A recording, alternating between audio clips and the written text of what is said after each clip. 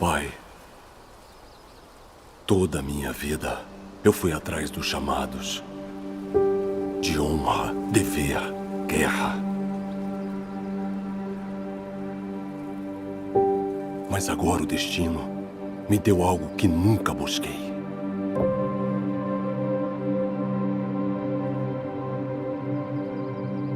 Uma criança. Uma vida intocada pela tormenta.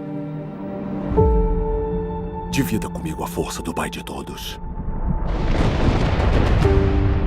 Assim posso lutar mais uma vez, derrotar mais um inimigo e voltar para ela. Não como um guerreiro, mas sim acolhedor. E ensiná-la não a batalhar, mas sobre quietude. O tipo que eu nunca conheci. Por favor, Pai, ouça minhas palavras.